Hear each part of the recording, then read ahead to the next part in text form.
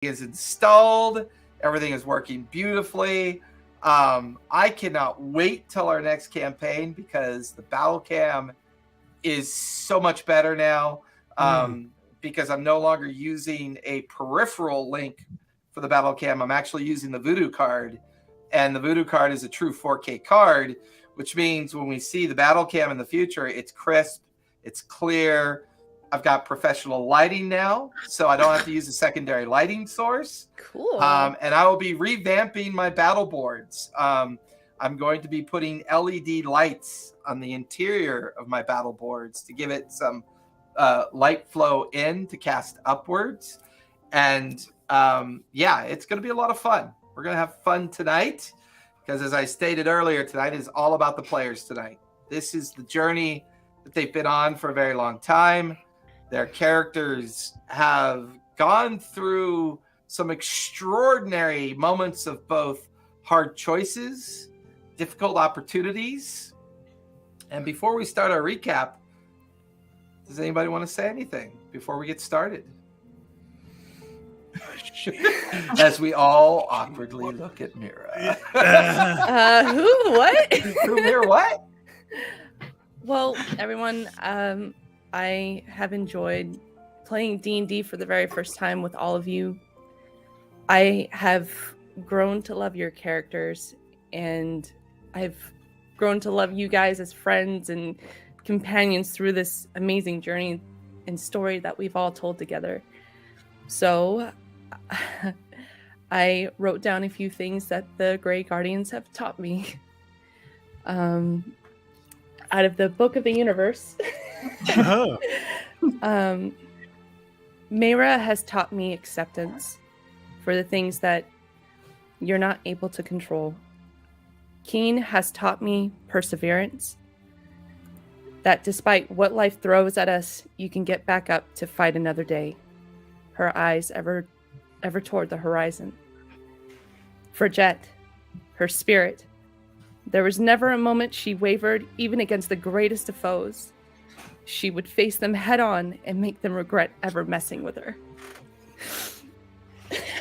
I'm even the stake of looking.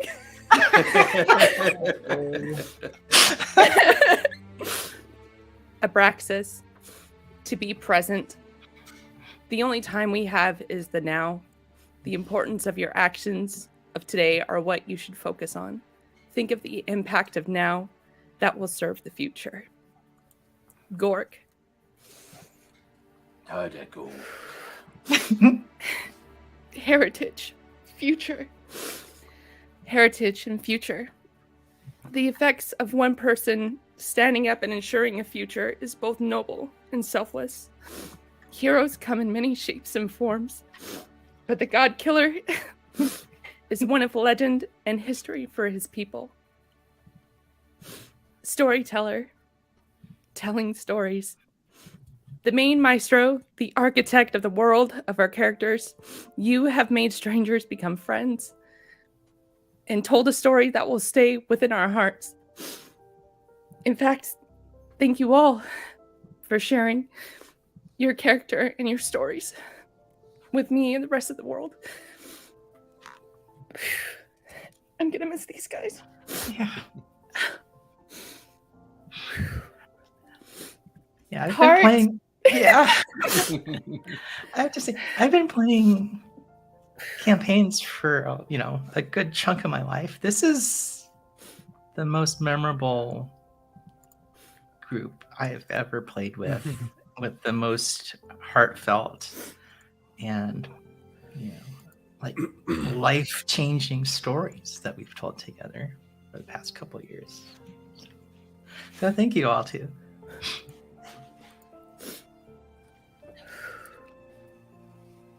For just like, I ain't talking.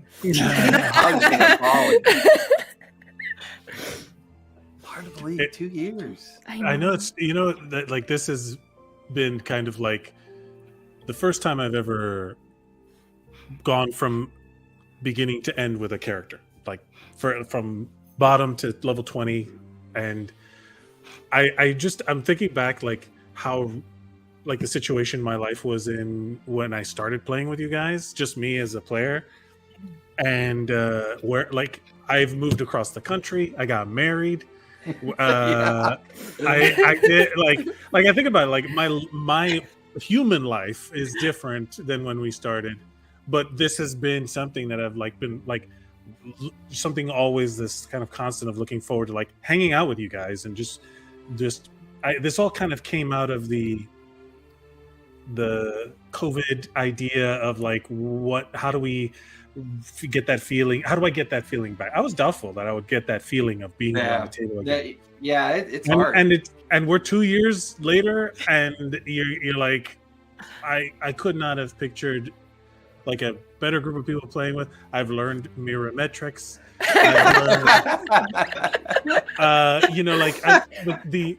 And just like there, I always talk about D&D having like 2 levels of memory. Like I remember, logging in and leveling up and joking around and all of the tech issues and all the like all these dumb things. And then, but I also like I remember whenever there was like a cool moment, it was twice as big because it was us around the table being excited for a natural 20, a cool idea, even a shit natural 1 turning into something hilarious, whatever it was. And then there's like the story itself and how it's kind of unfolded and made itself this kind of breathing, living thing. So it's like the memory of us laughing at the natural 1 and natural 20, and then in game having someone like die and what it meant to have to address it. There's like oh shit, those moments of natural 20 where you get to like cheer your friend. I could see it in my mind, clear as day, both sides of it. So like this has been like a prime example. Like if anyone wants to see what like a game of D&D can do to like build just like storytelling, camaraderie, friendship, like this has been as clear as I can make it to people. Like, hey, this is what D&D is, and this has been the first time I've been able to say that, like all the way through. That's pretty amazing. So anybody else? Are we ready for our final recap? Keep delaying it.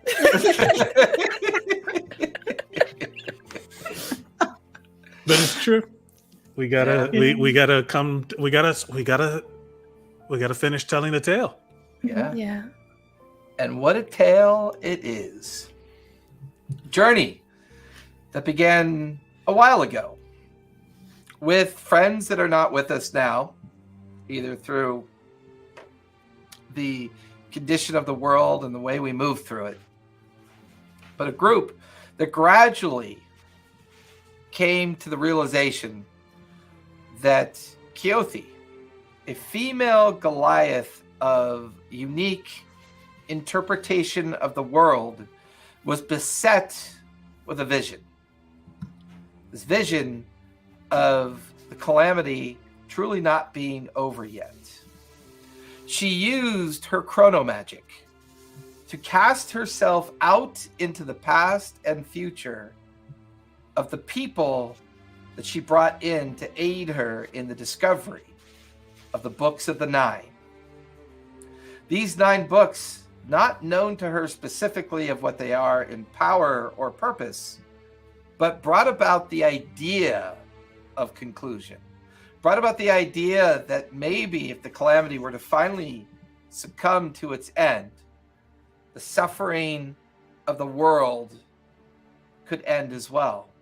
The great battles and manipulation of empire and monarchs, regions, guild houses, all those looking to seek control and manipulation through the continuous use of the unending magics and things of this world that threaten the continuation and the idea of future. The idea that a future out of millions is the one that could be found amongst many threads and strands of possibility. The journey began with the Sky Elves and the Tundra Ice and the realization that they needed to find the first book.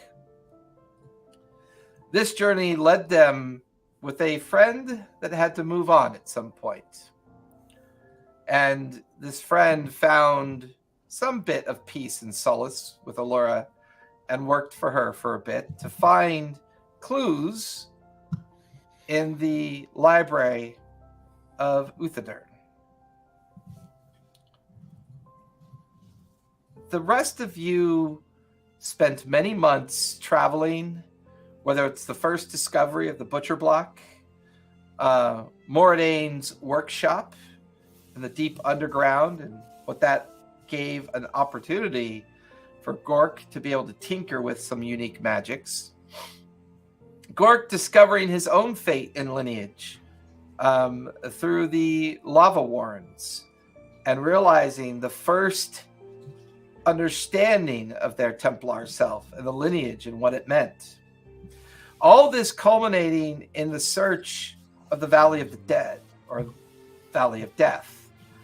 And here, facing off against the Stygian and the book being found there and closing of that gate, not only afforded the opportunity of retrieving yet another book, but the team had brought peace to a valley that had only ever known curse and struggle for a very long time. An unending churn of battle, death, and an inability to hope for a better future. The valley was renamed, and some downtime was given, as many months were spent in the Valley of the Grey. And this valley became a kind of anchor point for the team, as for the first time, Mira was able to place her first life tree. And this life tree reached out to the ethereal and was a beacon to those of her kind looking for a safe haven. And while she had learned of betrayal, she also learned that redemption is just as important as the recognition of when people think they're doing the right thing, only to learn they didn't. And therefore, a particular priestess had set out on a trail of hopefully retrieving and bringing back the Kalashtar to this anchored spot. All of this eventually led to the floating pieces of the fractured citadel, not only bringing it back, but facing off against those that would continue to not only hope to maintain the Calamity's presence, but as each book is found, each shadow memory of the book being affected on the material plane, the team continued, persevered, eventually adding Keen to the group. Eventually, the journey revealing the dream walk of Mira, Keen's haunted past having to be overcome so that while she possessed the first book of 9, having that dark harbinger of guilt and insecurity finally being exorcised. Abraxas's journey of discovery of the chronomagic and this new god called Kronos, and this idea of time dilation, what time really means, time versus memory versus journey versus experience, and the power that we absorb from it. Fredette finally taking the mantle and the staff, and the few truth seekers that remain but do survive, being given an opportunity of a future of their own. Perhaps it will be somewhere else or someplace else, but by far the toughest title to carry, the title of Godslayer. And here this team of 5 met against a creature, a daughter of Asmodeus, seeking out the conclusion of the Calamity and the revelation of memory, that the books themselves are the contained memories of the period of founding and how the betrayer gods were put into their prisons. This became the template. This began the final understanding that with the retrieval of the final book, not knowing what Keothi's intent was, where we last left off, Glacius had been destroyed through memory. Her betrayal of her father and her father's response to that betrayal, causing her to hesitate, allowing Abraxas to plunge the temporal sword into the chest of Glacius, fracturing her material anchor. It was at that moment, at that point in time, revealed to Keothi, and the chronomagic that she was using finally came to its end. She appeared with all of the allies that you guys have made.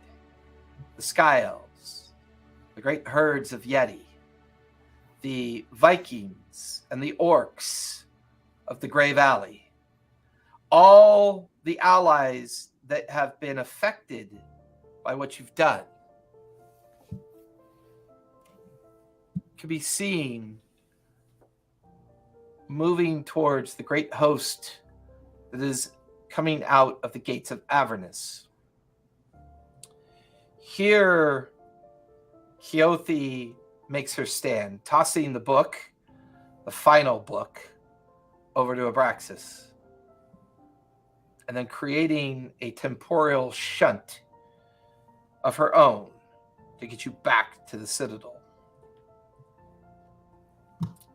The last one to go through was Gork, hesitating and looking at what must be the greatest fight to have ever be given a possibility, showing a little bit of reserve, realizing that the legions of creatures may not be stopped here on the battlefield, but may be stopped through guarding his friends, providing his friends the opportunity that they need to finish this fight, to finally close the chapter of calamity. One by one, going through the portal, you appear on the stairs of the great Citadel spire in front of you.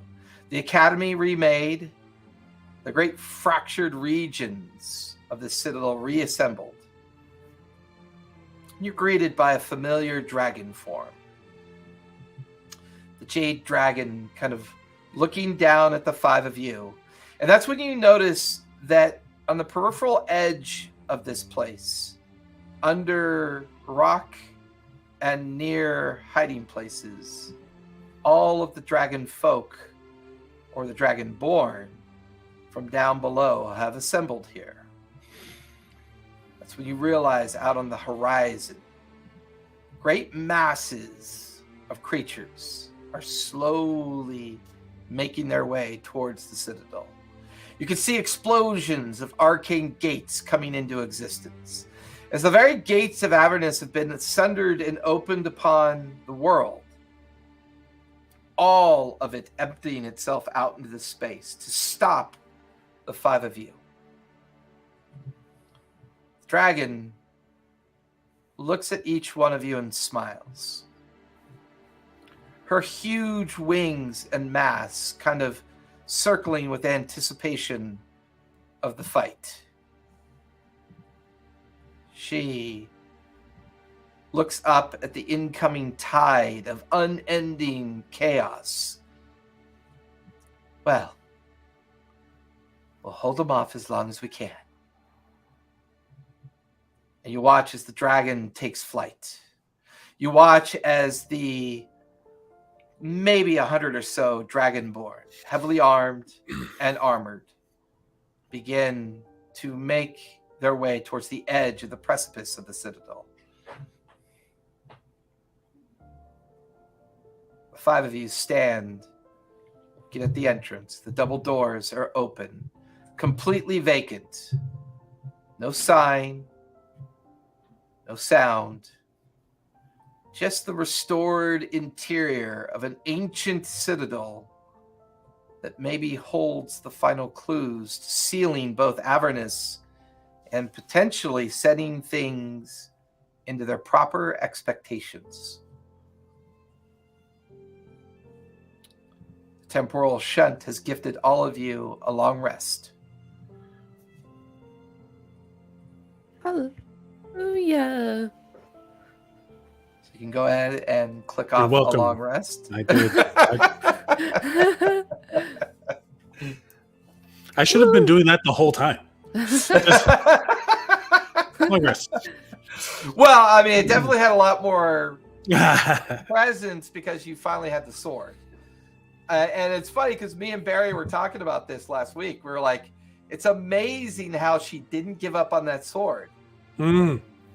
I'm not Had really to. sure how it would have gone without it. I'll be honest. I'm not really sure how that would have gone. But the fact that she turned herself into a little Arctic fox and convinced you to continue looking for that sword might have been one of those points in the campaign that was pretty interesting, to say the least. I gave a fox about it. I see what you did there, and my ears are bleeding. 5 of you stand at the entrance to the Citadel. What would you like to do? Well, this is it. I guess there's no time to waste. Yep. Let's go in. Get the books into the statue's hands. Right. And Mira will turn to Gork. Do you still have those heads? We left them here Head? last time. Oh, the statuettes. Where did we leave them? They should still be in the chamber. Okay. All right. No Let's go time in. like the present. As you guys walk across the threshold and into the interior space, for the most part, the only thing remaining of its former self is the fact that the scaffolding is still there, with the stairwells that a stairway of scaffolding that leads up into the navigation chamber, where all the celestial star kind of representations of the astral sea exist, where the helmet is, alongside that chamber where the 9 stone heads reside, the ones that you had retrieved from the alternate form of Keothi that had come in from the Shadowfell, I believe. But the iridescent light and the magical nature of the interior of the Citadel cannot be ignored. There is something different about it. You look up at the different statues kind of circled around the center of the Citadel, looking down with their shoulders and busts of bodies, their hands outstretched. Absent are their heads. And now we know why. It's part of the ritual. The false Keothi who had traveled from the Shadowfell had hoped to use them for their own purposes. But that was not going to happen. The other thing that you notice is in translucent arcane sphere now exists in front of each statue. And it is a celestial pattern of the Prime. One represented in front of each statue. You can see it casting up and projected out in front of the hands. And in between their hands, where you thought the book was supposed to go, is now a projection of their celestial form. In constellation of stars. You can see the one for Ioun, the Wild Mother, Bahamut, the Dawn Father, Cord. All 9 represented here. The entire interior of the Citadel is lit up with the fact that you can all feel a steady hum in the interior of the Citadel. Like this deep, long forgotten engine somewhere deep in the roots of this place, beginning to come back to life.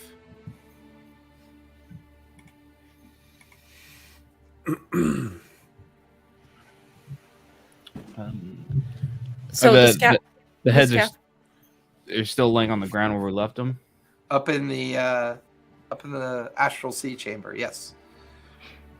Okay, and there isn't any access to the statues, right? No, they are quite large. They average about 20 to 30 feet in height. They're great effigies in representation. All their bodies feel or look the same from the shoulder, neck side down. Their hands are out in front of them, palm up, with now the constellation of each of the 9 gods kind of represented in each individual hand. And is Keothi gone?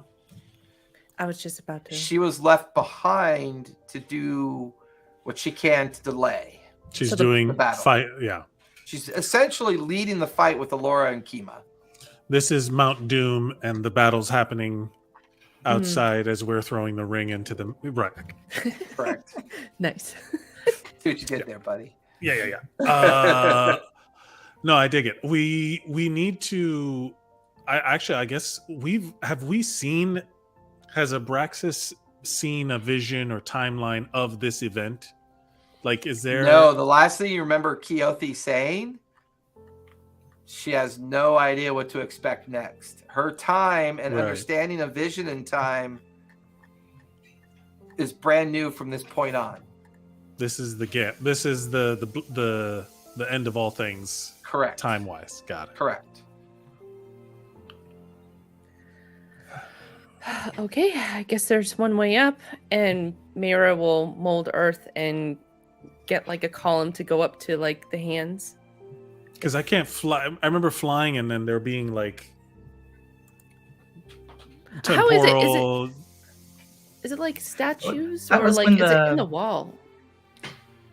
Well, the original effect on your flying was because the gate hadn't been shut yet. So there was strange magics going on at that time, almost as if Right. like time had been slowed.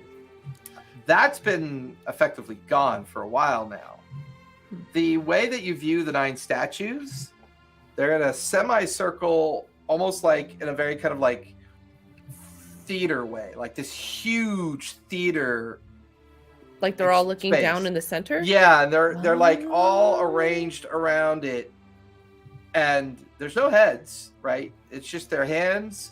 They're 25-foot tall forms of their statue form, and inside each hand, a kind of like constellation arcane globe representing each of the 9 prime deities. I'm going to reach out and cast fly at 7th level, and we can all fly now. Okay. Yay! Level 20, baby. Let's do this. Woohoo! Let's burn some spell slots. Backflip. So all of you begin to kind of like hover, and you realize you now have the ability to fly. I would like to. Actually, go so it's and- 6th level because I can fly without the fly spell. Correct. Go ahead. I would Gork. like to go and start fetching the heads. Okay. You watch as Gork flies up to the interior of the astral chamber, goes inside, and you come back with the 9 stone heads. Which is strange. They're not very large. They're quite smaller than what the statues are. I'll try and go to the closest one and try and match the head. I'd like to grab a head from Gork as well. Okay. To So help Mira grabs assist. one. Gork has one. Everybody else each grabbing a head at this point? Yeah. We're trying to. There's Everyone give me a history check as you examine the statues, the constellations, and the head of the statues that you grab. I'm going to burn a thing and roll with advantage because I'm. Okay. 4. Gork doesn't know shit. Nat 20. Woo! Nat 20. Natural I'm just 19 going up for to, like- 22. I'm just going up to a statue. I'm just putting one head on at a time to see if anything happens. What did you get, Mira? I rolled an 18, so I got a 25. Okay, for Jet. I got an 11.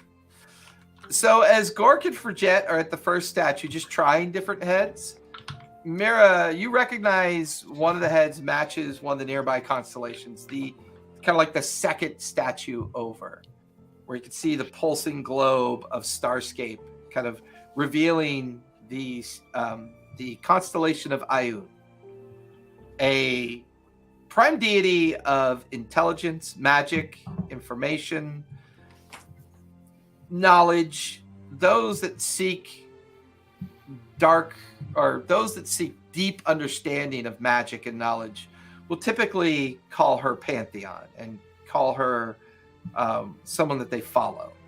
And you grab one of the heads out of Gork's hands that recognize that, and you start drifting and flying over to that one. Keen, you grab Cord's statue head, and you recognize right alongside Mira is the constellation for Cord. And you drift over to that one. For you, Abraxas, you recognize the one for Melora, and you grab that one. And right along Keen is the statue and constellation that matches Melora. Cord, a god of strength. Melora, a goddess of beauty and nature. For Jet, between you and Gork, the two of you identify a fourth one. You two identify the Raven Queen and realize the first statue that the two of you are dealing with is the Raven Queen's representation in star form. But as all of you hold these statue heads to the statue bodies, the heads are tiny in comparison. But as you begin to focus on these, you're missing a step and you're not sure what that is. Can I roll Arcana to see if there's any kind of magical clue? Like Sure. if I see... Mira? Can I assist them with that? Sure. There's a 27. 27. Oh, I don't think you need help then. Hey! Oh, but I got a nat 20! Hey. You got super help. Both Abraxas and Mira look over for Jet. Where are the books? The books have to go first. We got to give them something to read before we give them eyes with which to read. You know, that makes sense. Does it? I mean... For statues, do they really read? Yeah, so, yeah. I'll fly back. We down. got to open the books, yeah. Yeah, I'll Oh set up boy. and I will. Watches for Jet, opens up her bag, pulls out the box. The box is humming with an arcane energy. Like you can feel it vibrate in your hands as you pull it out. You flip open the books. Here, finally revealed on each book, is the name of each betrayer god. Because these books are memory, it's beginning to make sense, but you're not really sure how to do this, but you have to match book to statue, and you have to do it in such a way that you get the feeling that these are aligned with the idea of countering betrayer god with a prime god. Mm. Almost like the memory of the book might reveal which prime god captured which betrayer god. And maybe that's how they keep this secret. Maybe this is how they keep these books safe. Maybe this is what it means to finally end calamity. To put the books in their proper order, with the proper deity's representation, and then maybe placing the stone headdress on each statue is what brings all this to its conclusion. But Abraxas, you're going to be the only one that would have a lingering memory of just how dangerous opening these books could be. I mean, I'm sharing everything. So Yeah. there's no secrets. There's no timeline, hidden things. Every one of me is expressing to every one of them their history. No So I whammy wouldn't know- jammies. Yeah, nothing hidden. The shining a light on all.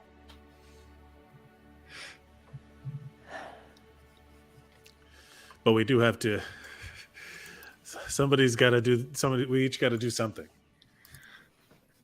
Well, if we are going to open these books, does that mean the portals will open here? I don't We think so. they've been changed by this place enough, even as like you can see that there's like words on the cover, there's names, we've seen the alternate. We just need to figure out who is. We need to figure out what where to place ourselves in time and in our minds and in the story to then channel the memories, because these are memories, right? Yeah.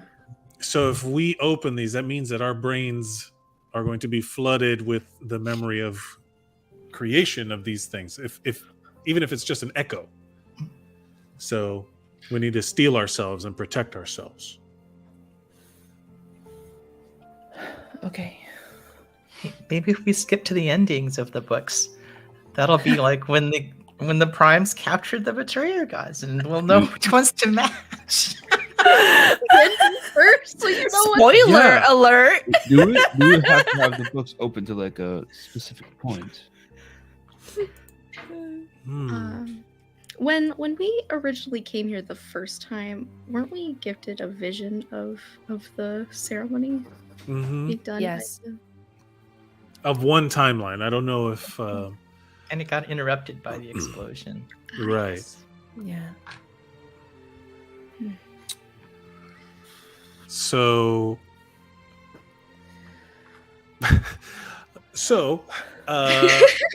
Like, God, defeating And such- Asmodeus' daughter was way easier than this. thus Here's my therefore, brain. It's not good. I'm just importantly, Let's just go over to Fridge Jam. Like, oh, just let me see one of the books then. I'm gonna try and just open it up and grab one. ain't no way to do it but to do it. Let's do it. I'll Okay. cast Which protection book of- do you hand Gork for, Jet? I will. There I are will- 9. I will I- cast protection of evil and good on myself. Okay. I'm preparing resurrection.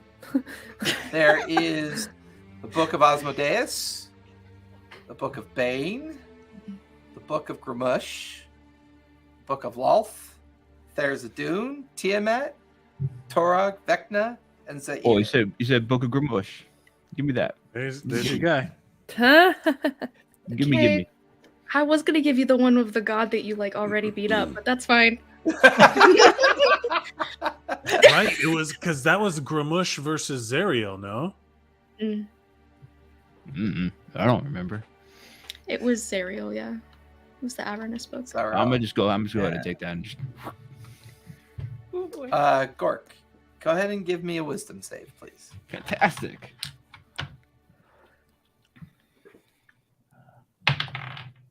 $21.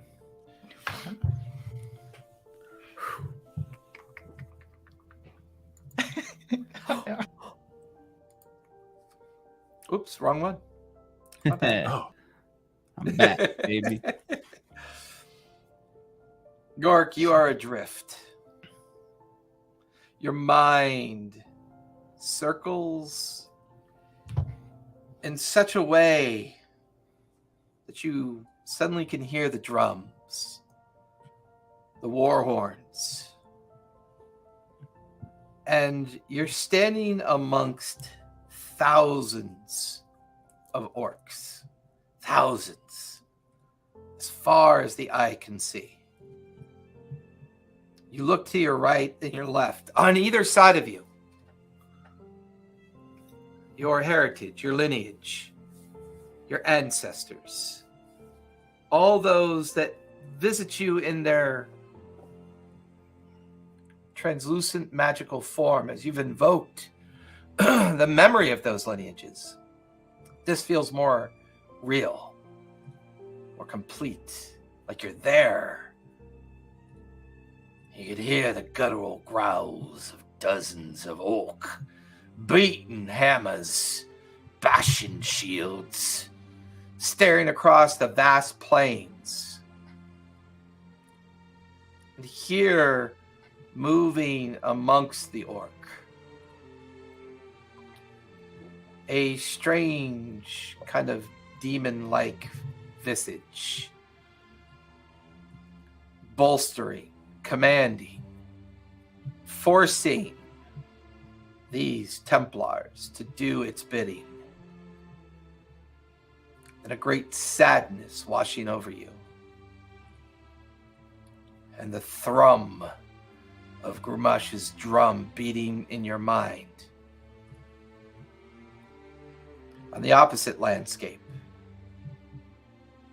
so many elves, humans, and other lineages in great defensive positions. The presence of the gods are here, and you could feel it, except for one. You could hear the anger and the seething hate of Grumash's drum in your mind, and the thrum of lies.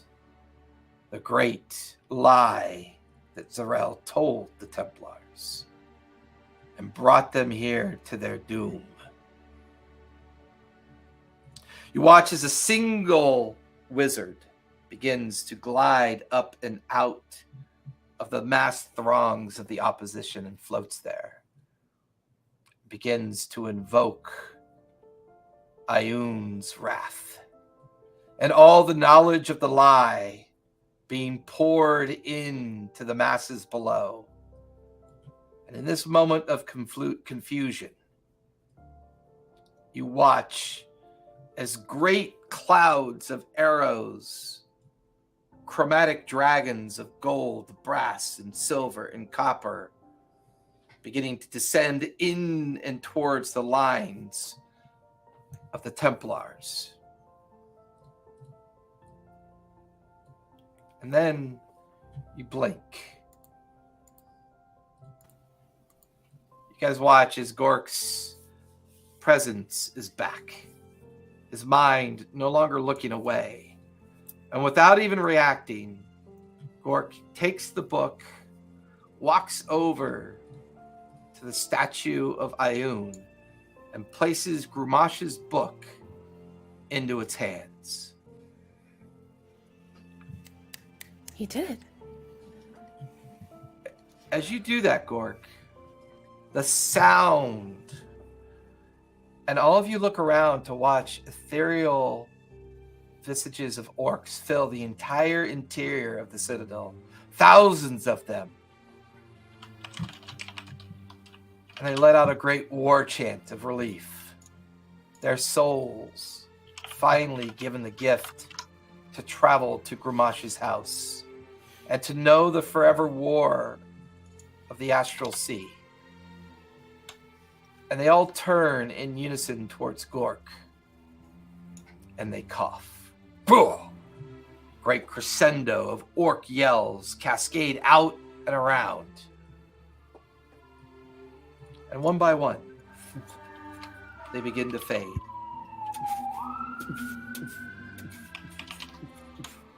Save for one.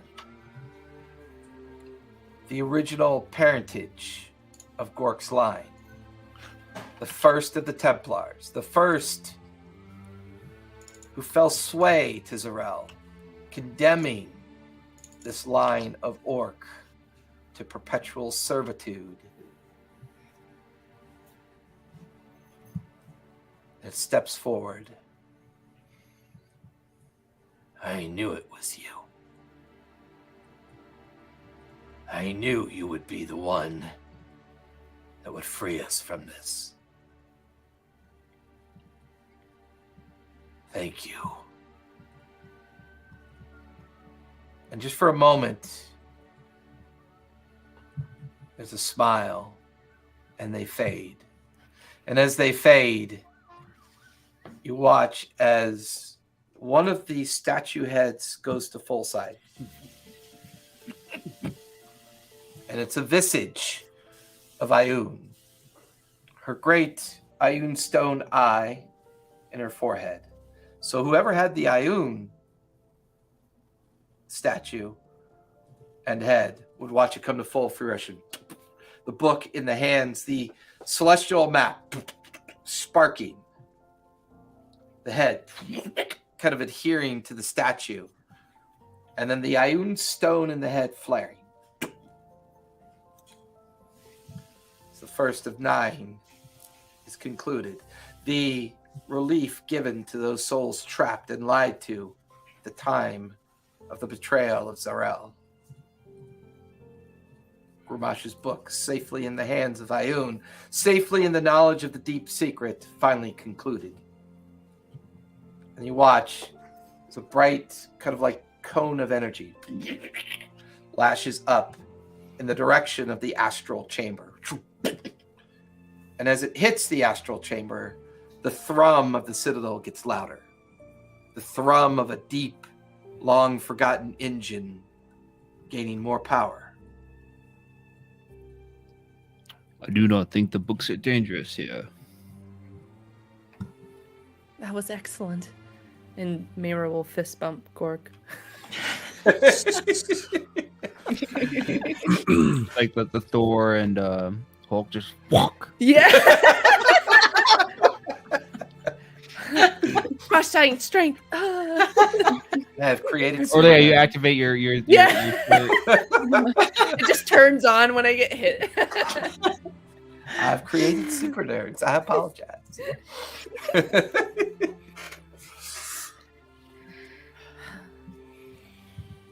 Whew. All right.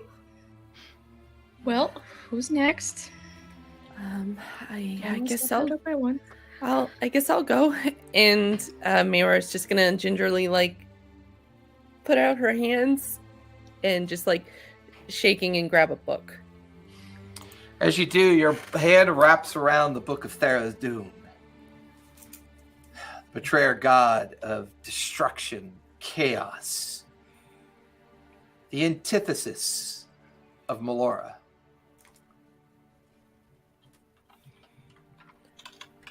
She pulls it open. As you open this book, you're adrift in a time of the making of the world. The gods may be present, they may not be. It's always hard to know. But you're watching a world be birthed, a world come into fruition in existence.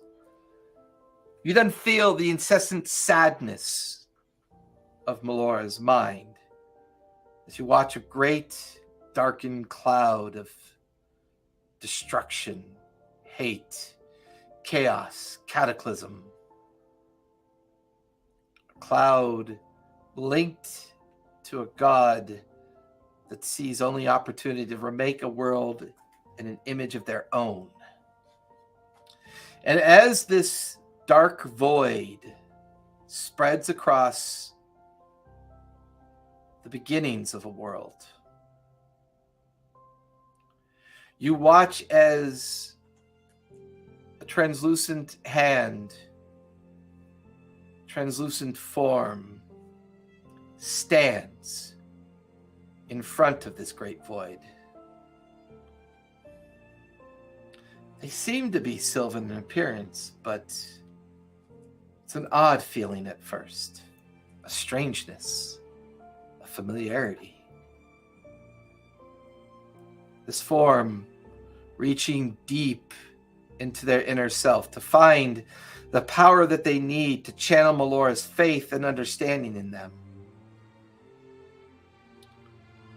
Alongside this form, a sphere, an orb of translucent energy. And then you hear a wispy voice look at the sphere. Well, what do we do? The sphere pulses with life. We only do what we can. Perhaps there's something for us out there, but we must channel this. We must do what we must to prevent this chaos from destroying this world. I think we are linked. You watch as the image of your mother turns to look at a familiar form of Erebus. And the two of them channel an arcane energy of understanding, as the only way to truly save their people was to come to the beginning of when the void was first created.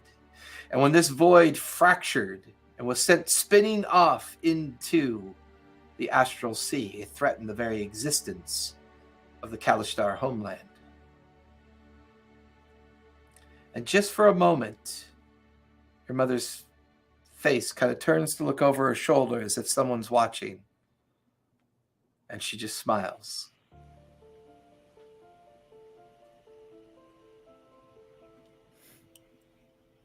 You're not so far away. And she looks over her shoulder to stare.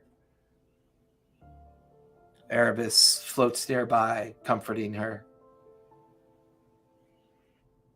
It's not a sacrifice of our future.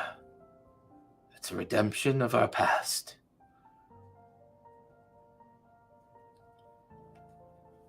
Your mother smiles in your direction yet again. She turns and floats towards what she believes to be you, but she can't quite see you. You can hear her voice.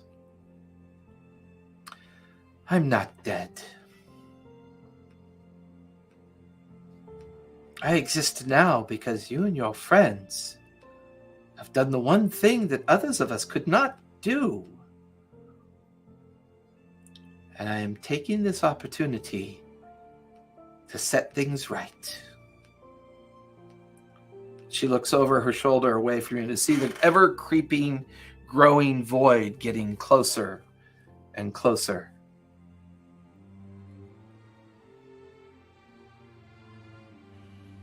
No. Don't go. It's impossible for me to ever leave you, child. We are Kalishtar. We are both the beginning and the end of a people that cannot perish. We may be doomed to suffer from time to time, travel looking for a home that we think exists. You feel her translucent hand pass through your chest. The home is always here. Home is memory. Because memory cannot be taken. Memory is the beginning and the end of all things. What you see here is a new memory that you will pass on to our people about how we got a second chance and not to waste it. At that point, you watch as the sphere of Erebus shifts and change into a male form.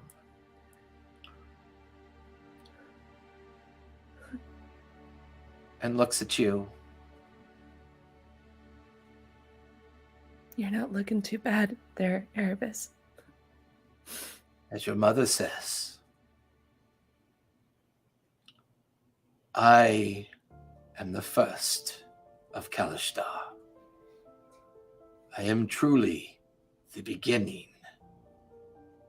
Your mother is the end. Our line can never be broken. You are the daughter of a future yet to be told. You and your friends have given us this opportunity.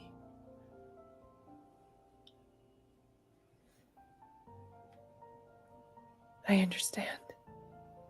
And they both kind of smile at each other and turn and begin to float towards the void. There's a great collision of dark and light. Without hesitation, everybody watches as Mira comes out of her kind of dream state she's in. She'll shed a tear as she places it.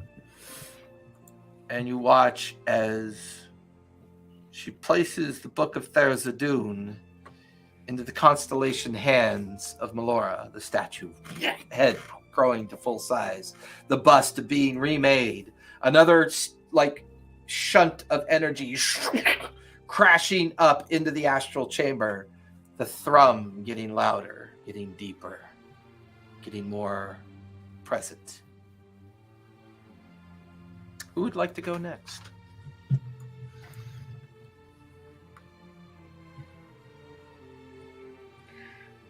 I'll go ahead and take a book then. Let's see, which one should you take? Oh, you reach in and you grab a book with a decrepit hand on it and an eye in its palm. And you pick up the Book of Vecna. And you feel your mind begin to be pulled in to a memory.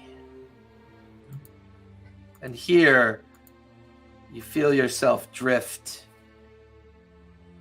down and out, swirling into a morass. And as you do, you're being pulled through many defeats that this god has suffered. At one point, you are looking down upon a great city on the back of a massive titan. And there you could see 7 individuals fighting for their lives. Vasselheim down below, suffering from these creatures. A great battle is ensuing below you. You drift through this battle. You drift through time. You displace your understanding of truth and wisdom. Oh no, she was gone. Oh no, what happened? Perfect timing. How much could you hear up to what point? I picked up the book of Vecna. Okay. So as you drift through the memories of Vecna's defeats, it's a point where you're looking down upon a great city that you would know as Thermopylae, on the back of a great titan. And there in battle is Vecna with 7 individuals you do not recognize. And the battle rages. The cataclysm of it ebbs back and forth, back and forth. And you pass through this memory of defeat. Eventually, you pass through more memories of Vecna's defeat. Never truly ascending to a true godhood status, but always suffering through the ineptitude of foresight, limited understanding of wisdom and intelligence, limited understanding of what it means to truly be in control of one's understanding of intelligence, planning, strength.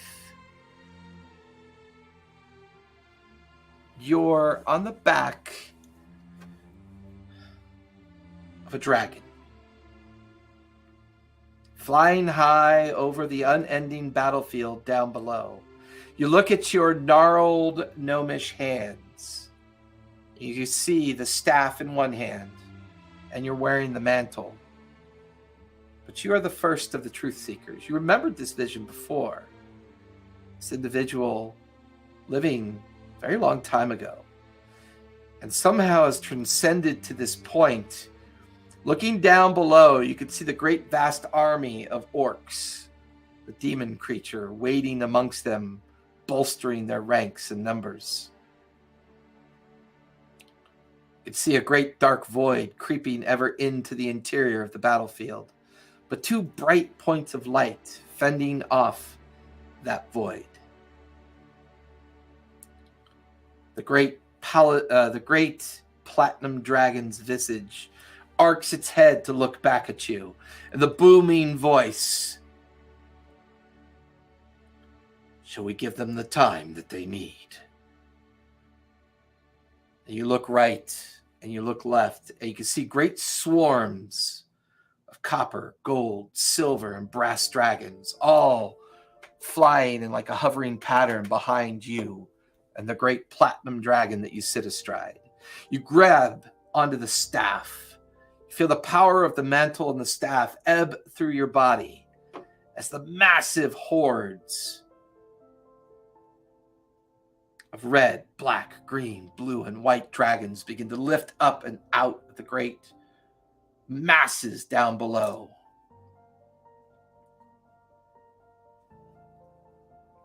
The form of Bahamut fills you with the strength that you need. The strength to defeat this would-be god, who never will be a god. His own short-sightedness, his own narcissistic assurance that no matter what, godhood is something that he has earned and should be given. And as the peace of Bahamut spreads through you and the great chromatics begin to fly towards one another, the air fills with the smell of ozone, arcane energy, power, the great masses teeming down below, colliding in great struggle and strength with one another. Here, the raging battle of the battlefield fills your ears.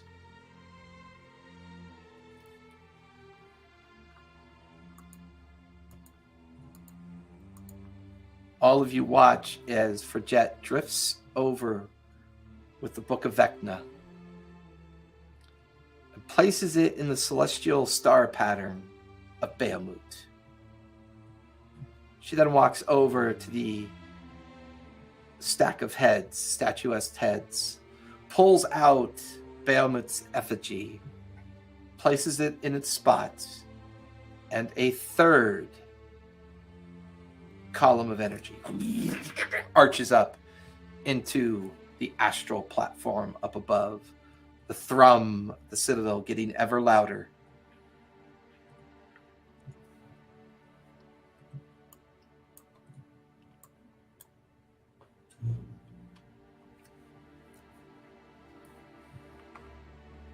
Vecna's book placed, Grimash's book has been placed, and Tharizdun's book has been placed. I guess I'll see if I can find the Book of Asmodeus, because that's the one that I had the connection to. And there, on the surface of its cover, a great flaming crown. The crown, the keeper of the nine hells. The crown, the beginning and the ending, the story of the betrayer gods. Both father and mother to their heritage. And you pick up the book and you grasp onto it.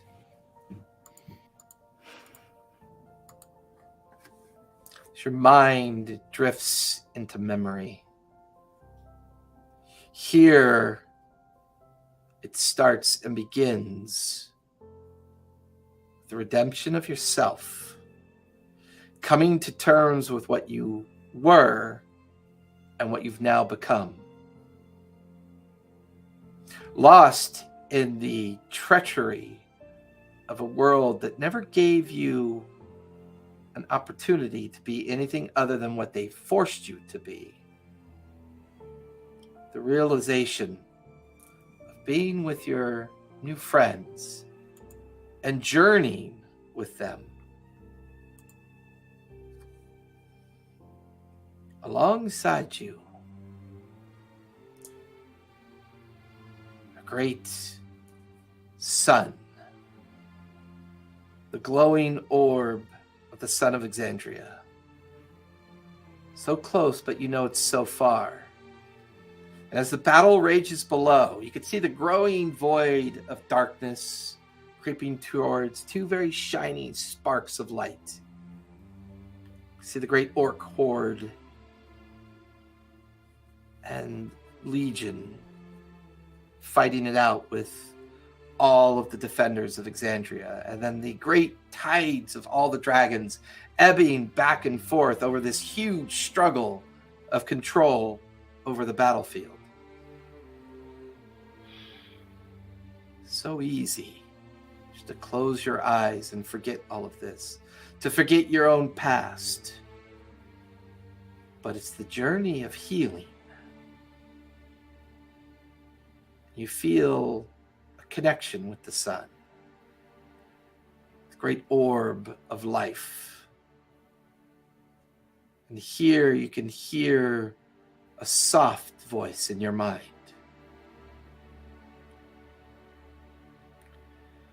The darkness of our past does not dictate our future. Our past is just a stepping stone towards our journey to get where we think we are going. And you look down at yourself, a great female form, wearing gauntlets and plate mail. And although you can't see your physical self, you feel strength. You feel the power of Pelor course through your form. The healing touch of their words in your mind. To your right and to your left, upon griffins, eagles, and other creatures.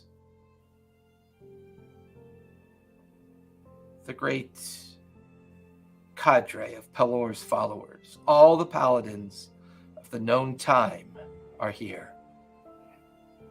But you could feel their distant dark memories too.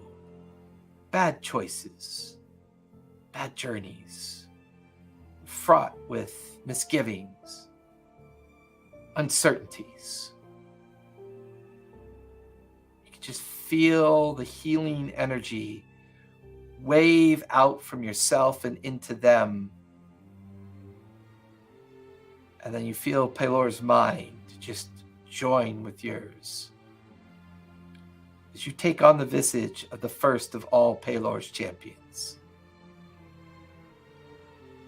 You feel, for the very first time in your life, redeemed of who you were, knowing that your journey's future is still yet to happen.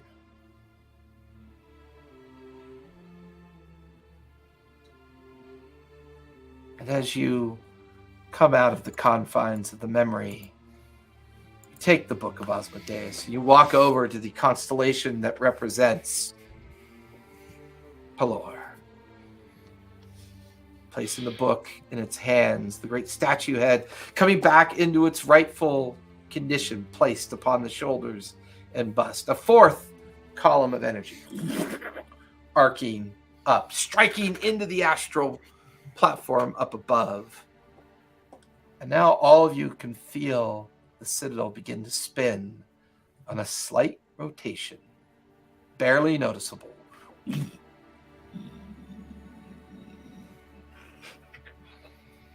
Hear the creaking and aching of millennia's worth of stones beginning to shift under the weight.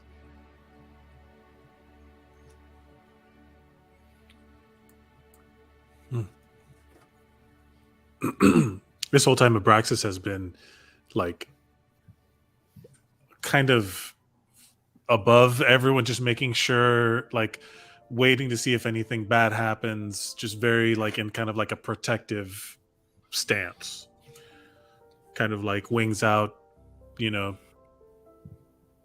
And I'll go grab another book. Yeah. So as Abraxas overlooks this and keeps an eye on things, one by one, the four of you grab remaining books.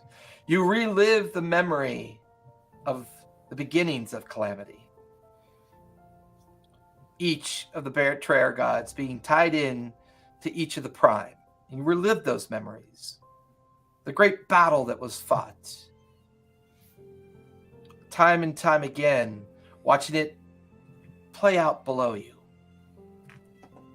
There is one final book, though, that still exists. There is one that none of you recognize as you stare at it. Hmm. This was the book that Keothi had.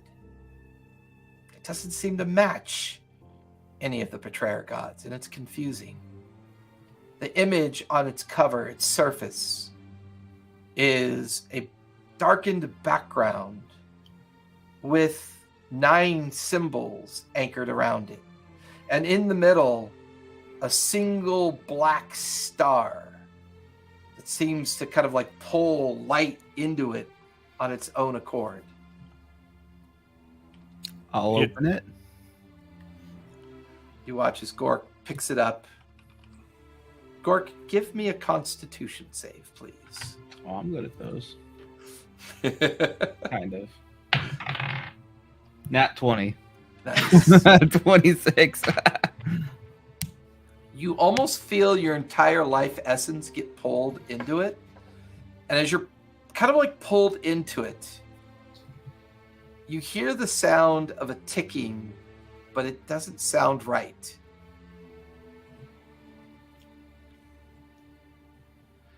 Forget, as you're holding the last of the statue heads, doesn't look familiar at all to you. As all the other ones been placed and all the arcs of light come into existence. The final book and the final statue do not seem to have any kind of matching understanding. The 8 points of light striking the underside of the astral platform. Would I notice that something happened to Gork? You would have noticed that he was like pulled into it and like physically being drawn into it, but his stoic resistance and his physical ability to resist it, he kind of pulls himself out. It's kind of, I don't know if you've ever seen the Army of Darkness, where he physically gets pulled into the Necromonicon and like has to climb out of it. It kind of had that same kind of blurry view. Right. I'm gonna just kind of like go up and be like, "What's wrong? What happened?" Well, tried to pull me into it. And I didn't get any memories from it, right? No memories, just the sound of a ticking noise, and that was it. It sounds like a clock. You here? We all turned it Oh, yeah. I'm gonna be like, "Well, there it is. That's the one." I'm just gonna hold my hand out to just kind of like brace for impact. And you know grab what? it. For flavor, as soon as it touches my hands, the rest of me turns into my trance of water form. Where I kind of like as soon as the book touches my hand, from my hand through the rest of my body, it's just going to like liquefy and solidify into like my higher self form. What? My trance. You've seen it. Yeah, and the moment that I'm Gork still put- excited. Yeah. But it's not. But I'm gonna do it like instinctual. Like it's almost like the thing is protecting me from the book. Right. Cool. And the moment that book strikes your hand,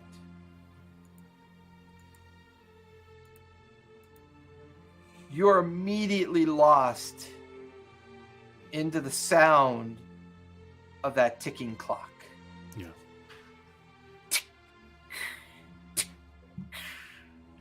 Constant, pervasive. And as your memory drifts, all around you is both darkness and light. You could see a figure on one end of your peripheral and another figure on the other end. And as the ticking pervades, gradually the two figures combine. And It's a brightness. This brightness that immediately begins to absorb the darkness around it, giving it a kind of effervescence. And you watch this form kind of float up to your mind's eye, your visage. The form itself is memorable to you. It is Mechanicus in its purest of form. The clockwork of its form is beyond perfect. The gear work, the magic of the coils and springs, the cabling, the liquid kind of metal shimmering through its form, never truly giving off its face. Hanging from what should be the silhouette of its head, 8 tendrils of light. And then you watch as the 9th tendril comes into existence. The ticking slows, gradually begins to fade. A form, a voice unlike anything you've ever heard before. The faith of those of time can be the most important ones of all. There is always beauty in nature, healing and redemption, wisdom and understanding, power and strength. These are the things that are controlled by the most important thing, time. None of these things can exist without it. Your acceptance of me and your faith in what I can become. I choose you, Abraxas, my first champion.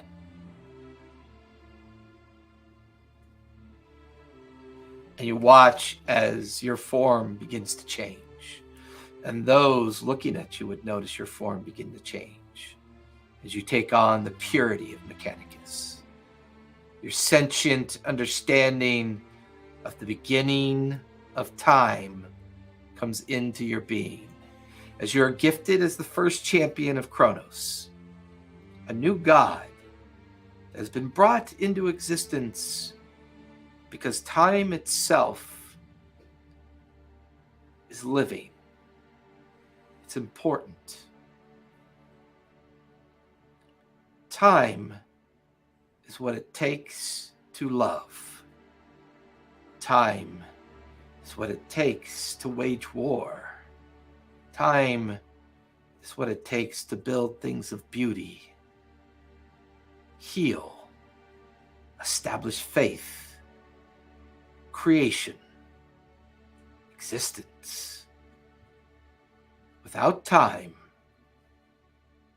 the worlds, the astral sea, and all things that exist could not exist. And it's this understanding of time, its manipulation, the many strands of it, coursering around you, colliding, slamming into this translucent figure hovering in front of you. As your form completes its shift, a familiar helmet tucked underneath your arm, and the voice of Kronos in your mind. They can never be found. They can never be retrieved. Your journey will be unending. You will never know permanency. You will never know the trusting companionship of others. As a champion, you will only know the importance of your journey. To keep them hidden, and to never allow them to be revealed again. The form drifts closer towards you. Do you accept this oath? And I'm going to take the helmet, and it kind of like absorbs through my horns and onto like forming me like a new like cowl. Well, I have enough time to prove my worth. Yes, I accept it. And with that, you come out of your memory of present. All of you watch as a very transfixed and changed Abraxas stands there. You recognize the helmet on their head as the one that was up in the astral chamber. You watch as the ninth and final statue reveals itself to be a 9-tendrilled visage of time. The 9 links of time to the 9 betrayer gods. And you watch as that final book of the void is placed by Abraxas in the hands of the god Kronos. That's my guy. Column of energy striking into the base of the astral platform up above. The rotation of the citadel gaining in strength. The hum and the gradual feeling of the citadel beginning to lift upwards. I'm understanding that this is now my ride. Possibly. Sounds like it was the oath that you took. Yep. I'm just going to kind of like hover kind of down and just be like, this is the way it was always supposed to go. So, we'll have to part here.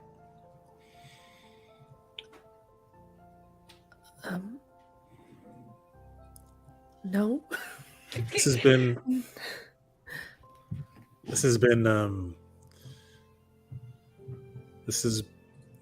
a journey, and I'm happy to have known all of you. And I'm happy to have been here to protect all of you and to try and help all of you and to be worthy of your help. And this will be the end of this story. But hey, memories are our own way of time travel. And whenever you think of me, you just go right back. Well, don't feel too bad about it.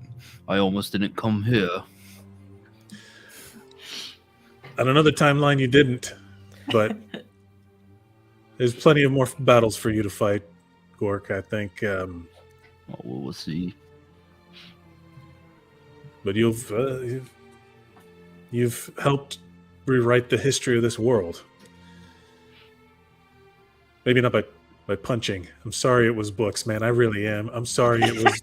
I'm sorry about that, too. I'm sorry it was books. But look at how far you've come.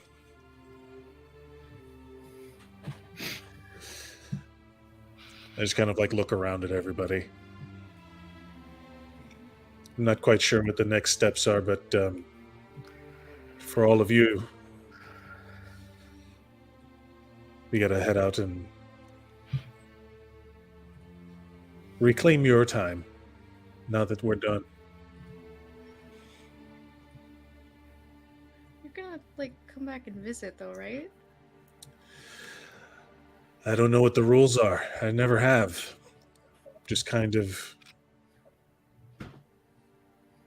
Things always balance out. And even if I never see you all again, I will have... You're not thinking fourth dimensionally, guys. This is... It could not be more clear. No. You remember me. I'm there. Sorry, who are you again? Oh no, it's happening already. Oh no. I've been erased from this time too. No. But I will if I can. Know that, of course, but I'm guarding something. And it's a big oath. But you all need to be... You'll need to take this. And take this time. It's yours now. Because What? you've... Time? Yeah. I thought that was your thing. Consider it a gift. Because now this has changed all of us, and you can take that with you.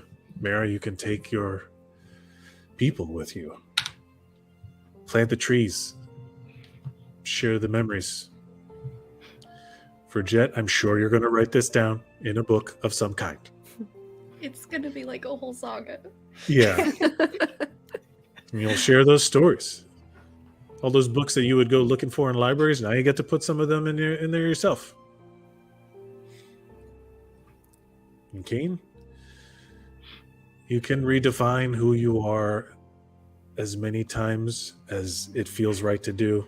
You can change, stay the same, re-experience some lost person you once were, all of it. But you have the control. You're in charge of you.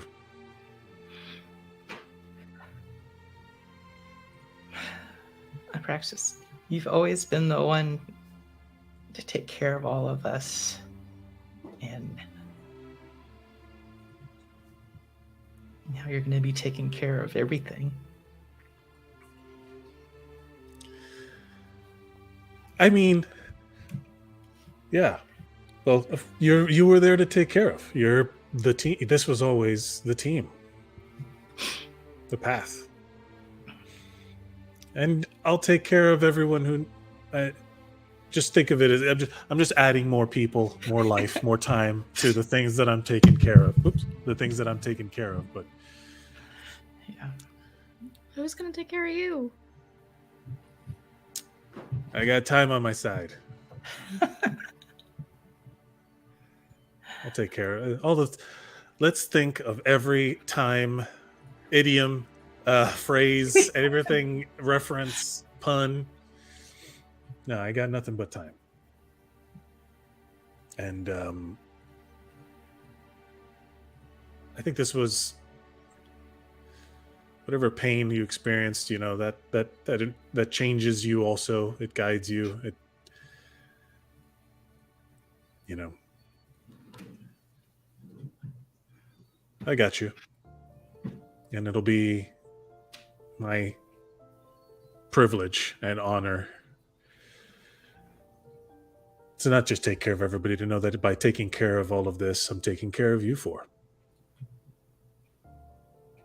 Is this truly what you want? This is my purpose. And that's all I've ever wanted. To know what it was. To know why I am who I am.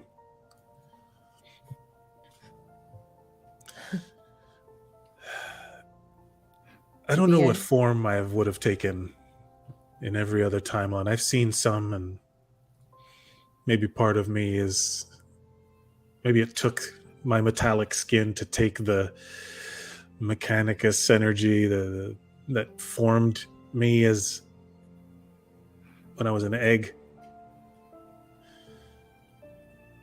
I don't know. I don't know what combinations. There's a seeming, on an infinite number of timelines, the infinite is possible. So everything is possible with enough time. And yet this is the one where you land among the stars. Isn't that cool? A Draco. That's gonna be pretty dope. That's gonna be pretty dope. The Draco and the stars. Should name a constellation after you. Keen, talk to Allura about that. Keen, get on it. He seems important enough to... No. Hey, I just... And you know what I'm going to do? I'm going to pull my amulet off and temporarily create four variations of it, and from different timelines, and just kind of like have them take form and split. And on the Abraxas amulet, there's like glyphs and things that, like, in common look like they spell my name. And I was like, and I'm just going to be like, if we each keep these, we'll have something that vibrates with the same temporal signature. And if there's ever a time I can come back and, well, not if there's ever a time. If time ever allows, this will be how I find you. And it's a little star-shaped amulet that kind of mimics the star on the cover of that book that we saw, the 5-pointed star. I'm gonna be like, oh right, oh my god, I'm such an idiot. This is the time. Oh, never mind. And I just kind of hand. Well, look, it looks like I still got a lot to learn. Well, you'll figure it out. I mean, time is on our side, excluding the fact that there are unknown number of demons marching this way, and we're just here diddly-daddling. I have a feeling these memories are going to be gone soon, because that's what they are. I mean, time needs...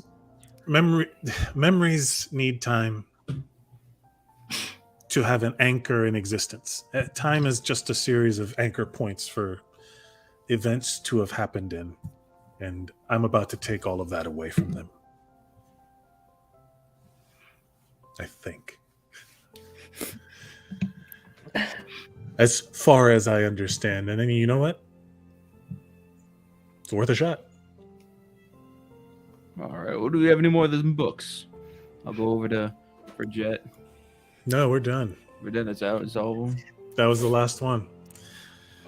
As the 9 columns of light now connected to the astral platform, you watch as Abraxas begins to float above you, edging up towards the astral platform, but he's bathed in the 9 points of light. They begin to warp around him. Mira's gonna reach up her hand as he's leaving and whisper incantations, and there'll be a stone that breaks and a glyph that glows at the bottom of her staff. And Abraxas, you feel a warmth wash over you. And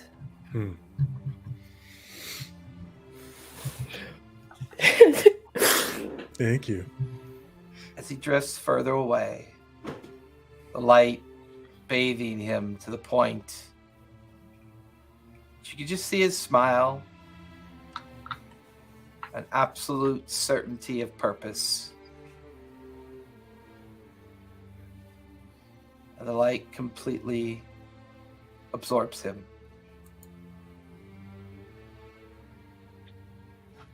And now the steady thrum, the engine coming to life. The energy of this place, the great brimstone veins, once dormant, now active again. Well, if we do not plan to leave with this place, I suggest we find a way to get out of here before Time to go. As all of you begin to move swiftly towards the entrance, you can feel the general rotation and this place coming alive. A shadow outside, waiting patiently. The great jade dragon. I don't know what you guys did, but look. As you look out on the horizon, gateways closing. Creatures turning to ash and memory. You could feel the gradual rise and rise of the citadel. Watch as the great dragon's wing lays upon the ground. Shall we go? And now you can watch as all the Dragonborn are leaping off the edge of the citadel, their wings gliding them down into the valley below. I will scamper on up that wing. Or before I do. So, any of y'all gonna be staying here? On the Citadel? The Citadel. No. Now she's keen, follows you up the wing, Gork.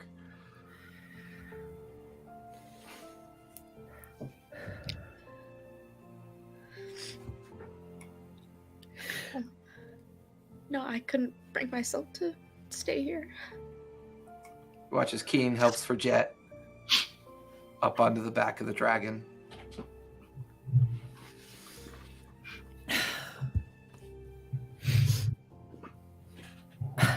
Are the people still in the city? I believe so.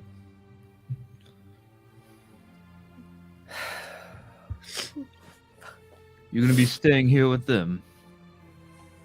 And there's still a fight going on? Or the portals are done? I mean, from what you could see from here, whatever you guys have initiated, it's quite possible the portals are closing. And to Abraxas's promise, they are becoming memory. But nothing more. I don't even know if my people returned. The great dragon head curves down towards you. Shall we go take a look then? And Mira will nod her head and she will use, hold on a second, guys. One more delay before we go. I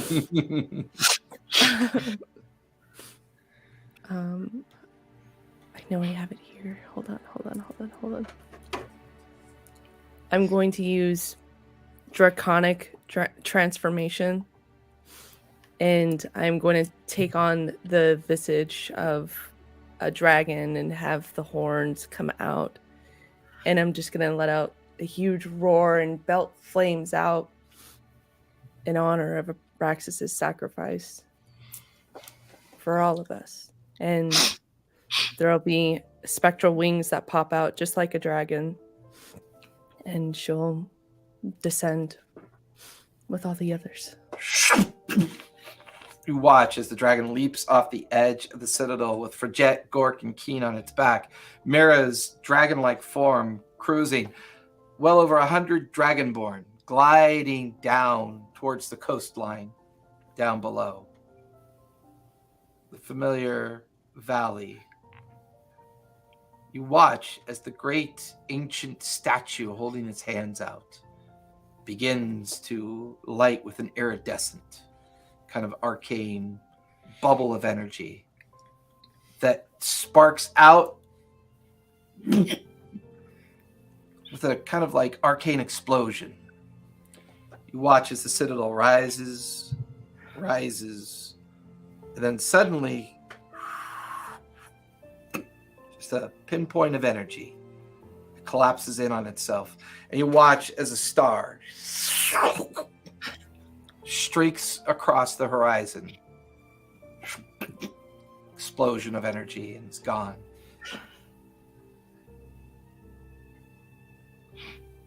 Without even understanding how or why, cascading voices entering all your heads. Allura, Hema, Keothi. All the voices of those that stood their ground. They're gone. The gates are gone. The creatures are gone. And the dragon banks.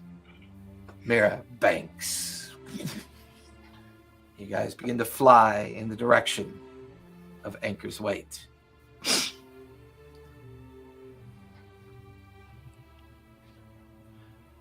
Victories are expensive. While many perished in the defense of the Azure Valley, and the birthplace of Ioun. That first year of recovery saw great change in the Graying Lands. And before the celebration of the first anniversary of a comet that passes over this area once a year is to be acknowledged.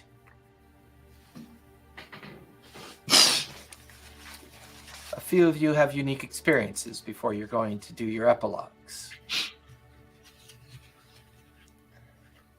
The recovery of this team and those that fought for the end of Calamity in the Valley of the Gray. Here, the first life tree of this region, one that was planted by Mira, not only has flourished, but the entire population of her surviving people found their way back here, offering Mira multiple decisions to be made. Here for Jet with the surviving members of the Truth Seekers, Gork, the great war clans that you've assembled, who have survived, who've turned this place into their capital. Keen, Allura and Kima, offering you that final opportunity to travel with them.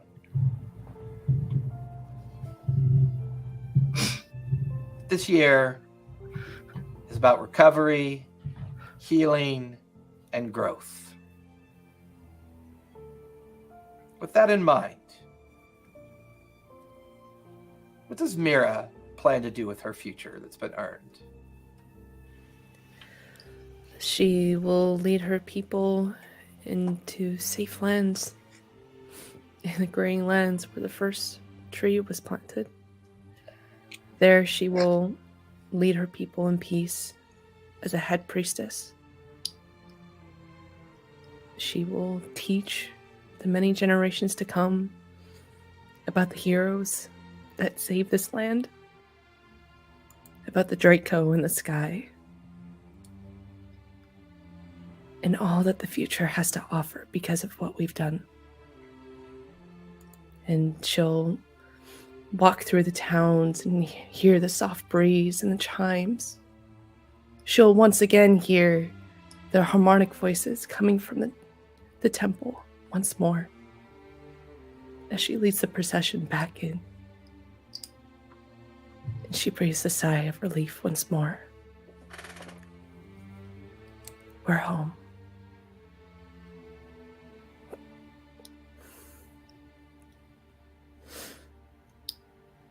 And that's it. What does Fridgette's journey look like? What is her future? Fridgette takes her people, what's left of her people, and she leads them to a new home out of the Gnomeworks city. And they rebuilt them there. And she redevelops the Truth Seekers Order. But she creates like a secondary inner circle order called the Friends of Archimedes, and their job is to go out in the world and find the stories of amazing people and hunt down dangerous artifacts.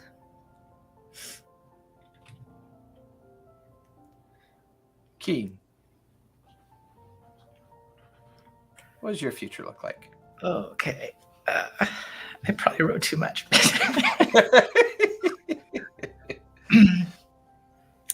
Okay. As the Grey Guardians went their separate ways, each of them pursuing their destinies and taking on new responsibilities, Keen felt a profound sense of loss.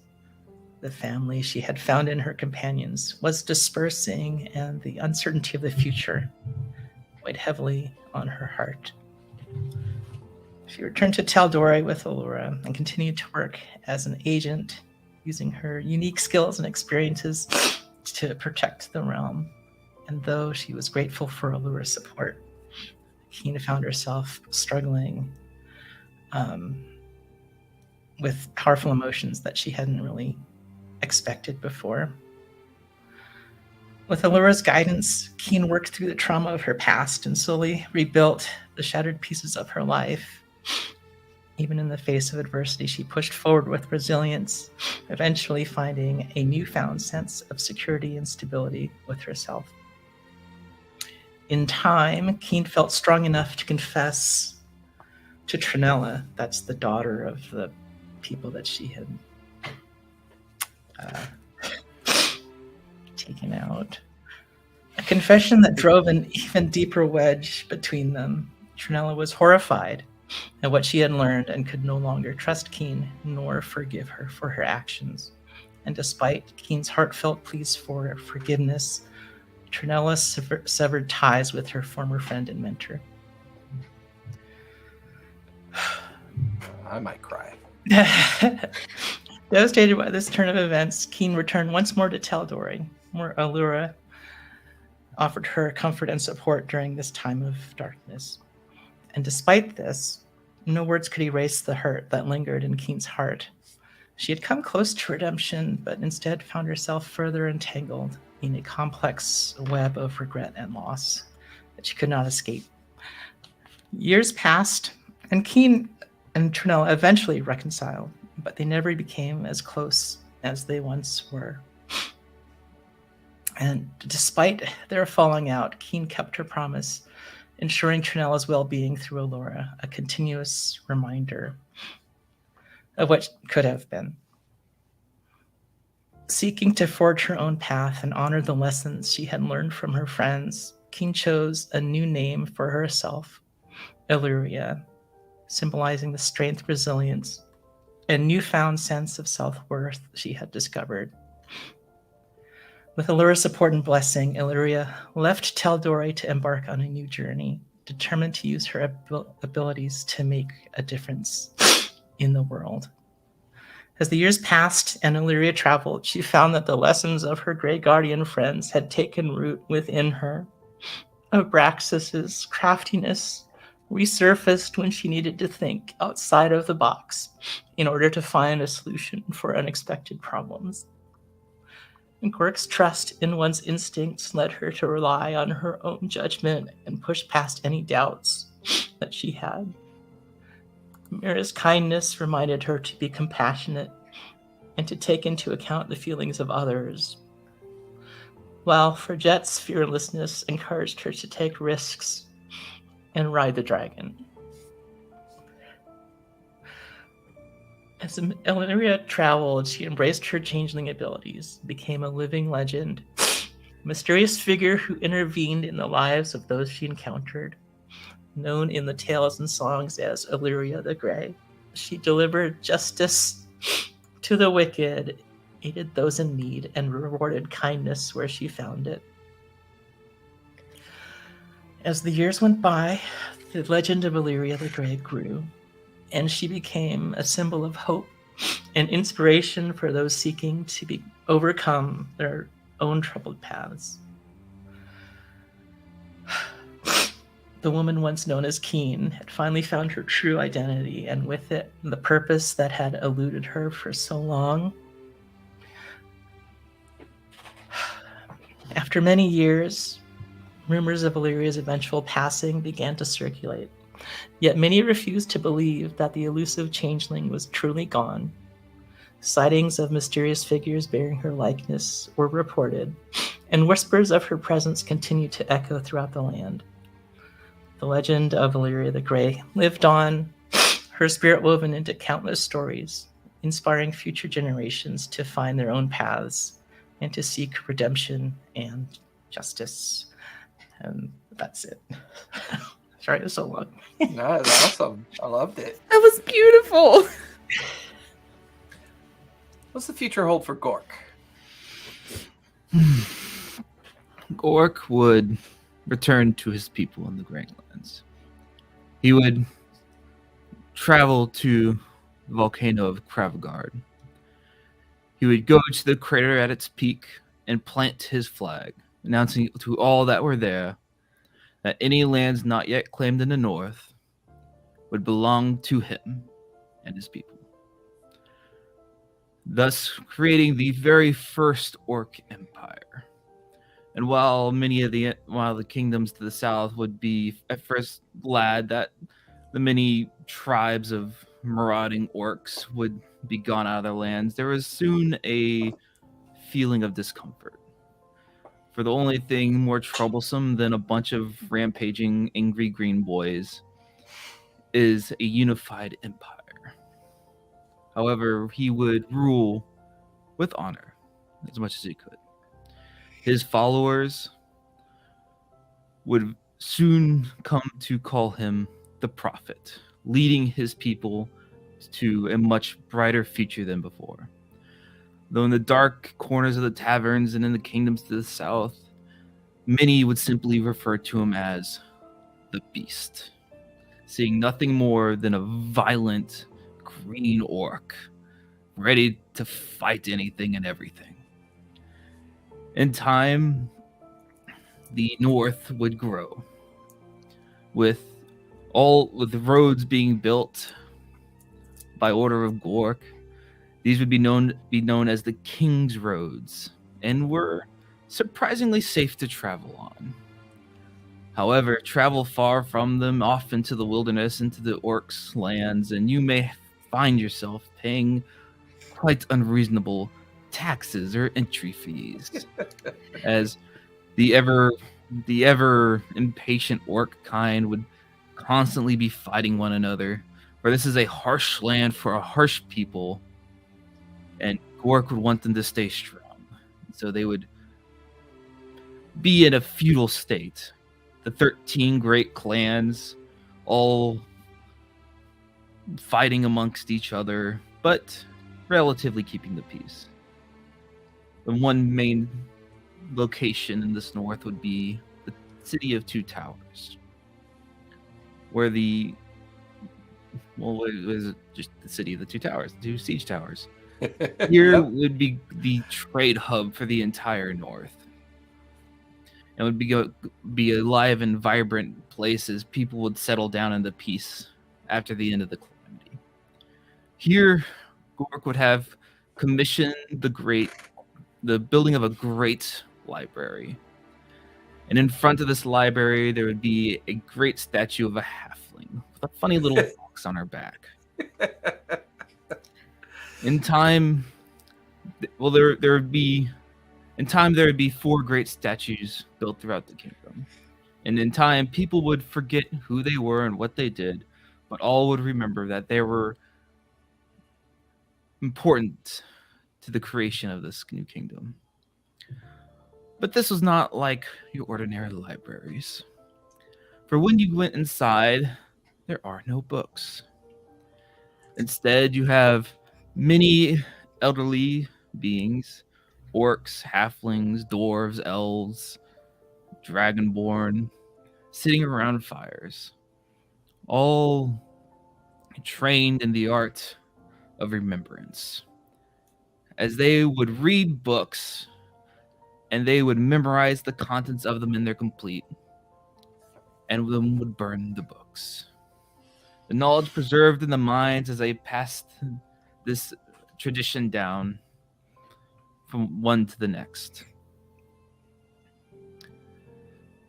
In the city, there would also be we'll call it a fortress, a small fortress where the chieftains would often meet.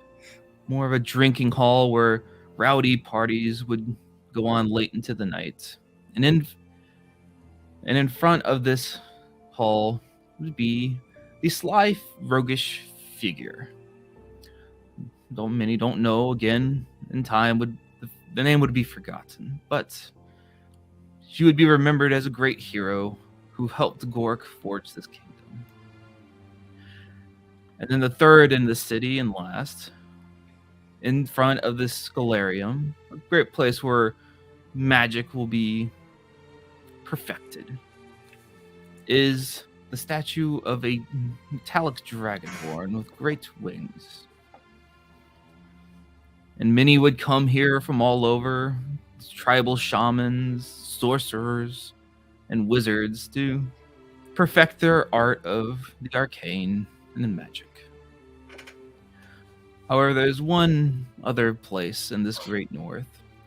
Whereas when people settled in the peace, fortresses were not built, walls were not erected, they were not necessary, for peace had finally come to these lands. Except for one. Mount Kravagard. I can't ever say that fucking right. I know, it's a hard one. Any who travel this far less traveled path to the volcano would soon set their eyes upon the greatest fortress ever created. With walls made of stone so big, it is said that only storm giants could have put them in place. With great doors forged by dwarves, reinforced by mithril and adamantium, with catapults and trebuchets and ballistae atop the wall, this was a formidable place.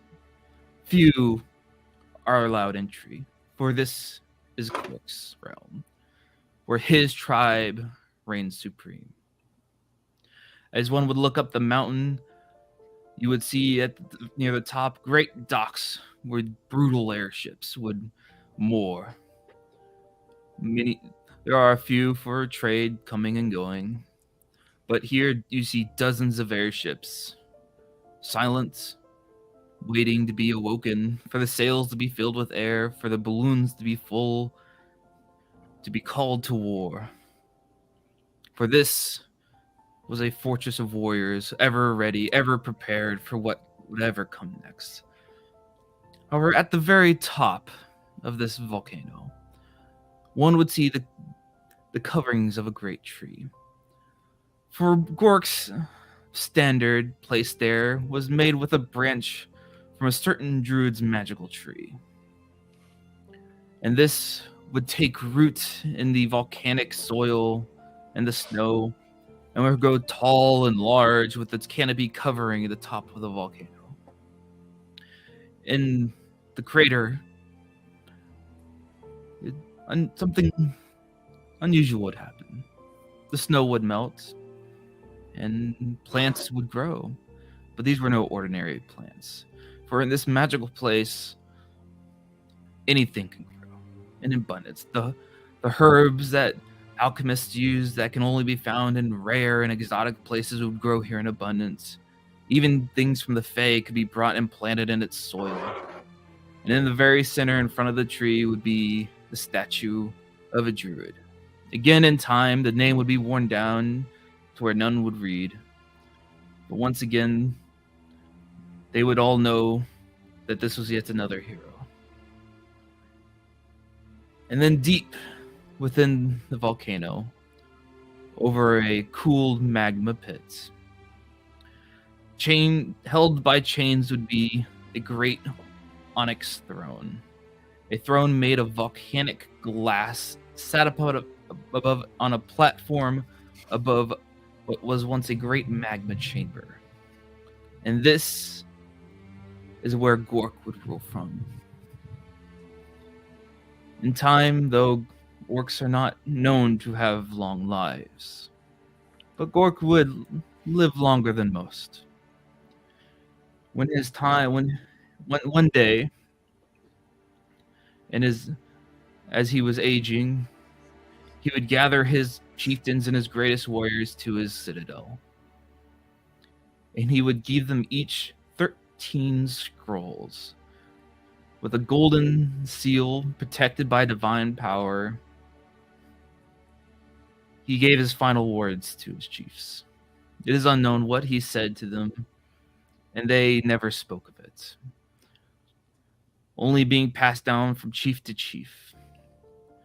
Gork would retire to his throne room with his greatest warriors, and the doors would seal for the final time, unable to be opened, protected along the seam by 13 golden seals.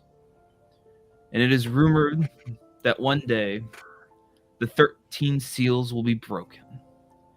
And down from the sky, in a chariot of fire pulled by beasts yet unseen, will ride Gork to wage war against any who would threaten his people or his god.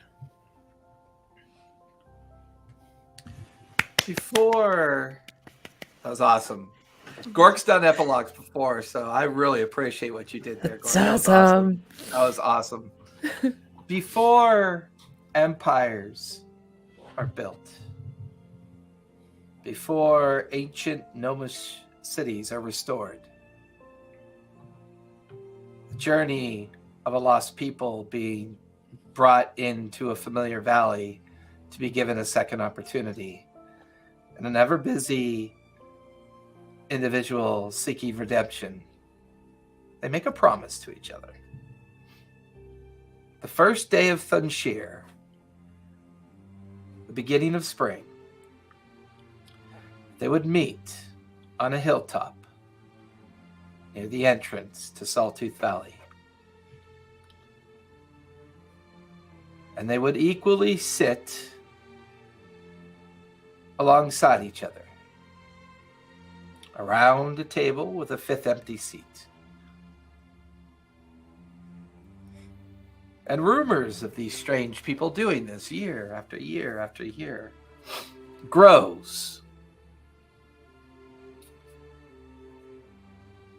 They share stories, they drink, they eat, but always the equal of friends. They do not bring their future with them. They sit and they talk of the past. They talk of the things that shaped their journey, the sacrifices made, the cost of future secured in the past. I know, you'll get your chance. Always under a silken pavilion, always staring up at the sky to see that familiar streak of comet streak by.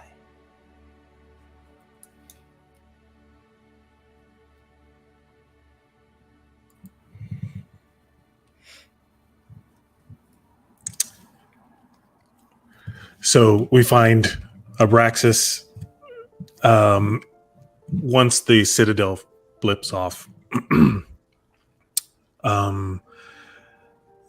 It like time loses all meaning. But then Abraxas comes to the realization that he can meditate on time within this Citadel and astrally project himself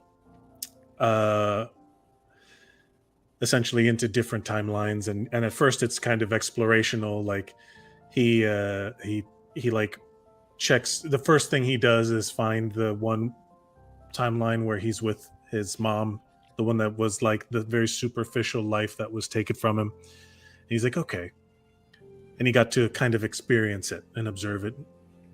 And then he gets to his another timeline where things don't go well, and he's trying to like pinpoint, he's like trying to learn to navigate these timelines. And eventually he comes to the realization and the understanding that the reason why he was tapped is because he now has to go back in time and Bill and Ted's the Grey Guardians' timeline. We'll just do it in the future. I just gotta go back after we save the world. I love it. And now, whenever there's been an event where Menti found Abraxas, it's ultimate Abraxas going and nudging a piece of stone over that rock. So this is very Hermione with the time turner thing. Yeah. Where I'm just like allowing, I have to go back and figure it all out and construct these moments where, not just for the Grey Guardians, but for everyone, there's the, third trammel going into Vecna by the Vox Machina. Every time there's a life altering kind of world phenomenon, there's been my time allowed me to go in there and kind of nudge things, not to determine outcome, but to put people back on the right path. Yeah, and I imagine at one point, as a very heavily drunken Gork is about to sit in his obsidian throne, he gets it quite wrong, and he's almost about to fall off into the lava. But there's like a gentle wind that kind of nudges him back towards the throne. I'm not to correct you, but the throne sits on a bigger platform. But you know what I mean. Like, whenever you guys have your fates at stake. Every time in this campaign that you have lucked out and made something happen from nothing, and even me, like, you know, doing something, it's always been with kind of like if I move this rock, the butterfly effect will have allowed that to happen. And then while all this is continuing, once we get to the part where I say goodbye again, it hurts. So I flick the thing around Abraxas's neck, and I'm like, give him the thing. And that's when he remembers. He's like, oh yeah, that's right, here. And he gives you these arms. And because they're all temporally charged, every time you guys get together, that when they're close together, I know. So I am in that fifth chair. And I let you guys live your lives, and I still get to see it. Because on a long enough timeline, I'm in everybody's. I get to see all. And then I realize, oh no, that's what Cronus is. Oh, I'm just. And then with that realization, I'm back to being in the timeline again. Finding Menti and being told, oh, I gotta go see Keothi about a book. And I get to do it all again.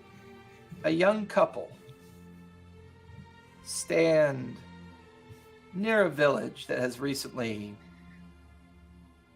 been founded along the Sawtooth Valley. Mysterious old ruins that are unexplained.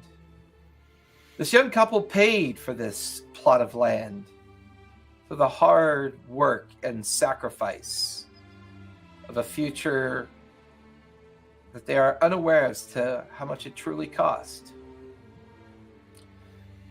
And as they stand there watching their home be built, they look up on a hill. They look at each other confused. And they begin to walk up towards the top of this hill that overlooks not only their home, but the other homes that are being built down below. And it's strange. There's an old weathered table. Tattered silken pavilion. 5 weathered chairs. Doesn't look like anyone's been here for a very long time. They walk amongst it. They run their hands across the weathered wood. Look around. They see a tankard all beat up and dented on the ground. A spoon discarded. A cracked copper plate off to the side. A well-worn path that leads down towards the coast. They stop and they stare and they look, not understanding, wondering, what is this place? Why is this here?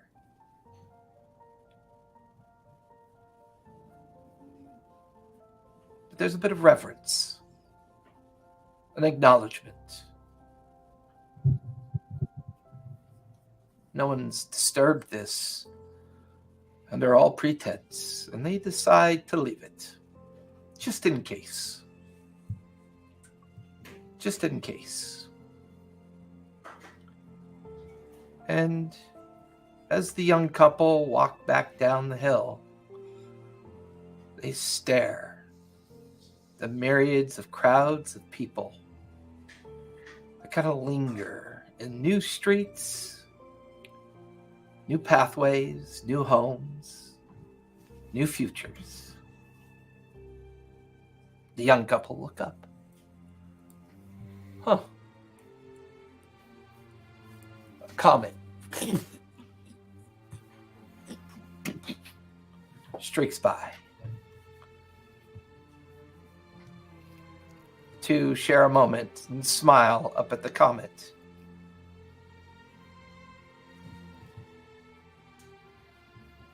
The young woman has her hand around a necklace that she's inherited from a very special friend. A 5-star pendant. And she walks. And that's it. We're done. I love endings. They're so much Or fun. are we? Roll for initiative. We got to fight this girl. Oh my God. 2 years. 2 years.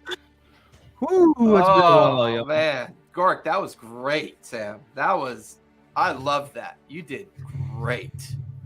Look at Cesare watching all the way to the end. Amazing. Thank you, Ches. By the way, EMP Studios built this. So Amazing. yes, they Yeah. built this new studio. Cesare is an amazing close friend of mine, and will always be an amazing close friend of mine. So, well, folks, that's it. This story has come to a conclusion. This tale is, well, for these 5 characters, have concluded. As we are now going to be off for the next 3 weeks, taking a breather, enjoying our Sunday evenings for a while. Mhm. And these 5 amazing people are going to write their next world that they're going to visit each other in, with whole new characters, whole new campaign, whole new everything. And we will be back. I'm thinking about the last week of April. That'll give us a solid 3 weeks to, do some writing, work together, and figure out what we're going to do next. I'm going to poke Mike and see if I can't get him to do a lot more artwork that we can use as I'd be the happy to. overlay and the backdrop, and have a lot of fun with that. Mm.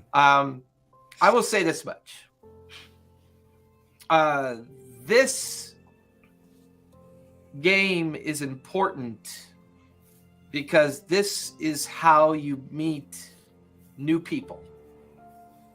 This is how you learn discourse and trust. This is how you get your empathy muscle back. This is how you learn that it's okay to have safe spaces of fun and play in those spaces and remind yourself that we're not anything other than human. And that's what we are. And it's okay to be human and have these experiences. Be vulnerable, tell stories, talk to each other.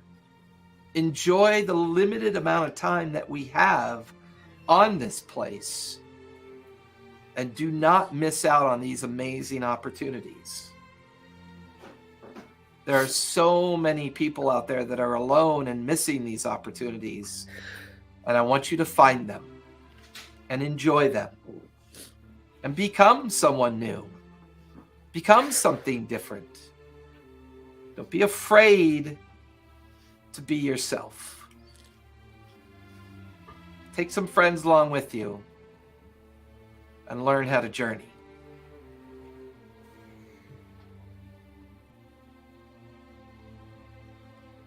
Say goodnight, everybody. We're going to linger afterwards. Good so we night, can talk everybody. about our Good schedule. night. Bye-bye. Remember, be safe, be kind, play a game. Books It's are good for bad. you. You'll enjoy it. And for the last time, for the final time, I can't wait to see what Mallory builds for us next time. Hell yeah. But we got to see it. Oh, you will, Ches. Me and Mira have talked about that. Ches, I'll send you a link shortly. So everyone else linger for a final time. That Goodbye, final Grey journey Guardians. of the Grey Guardians.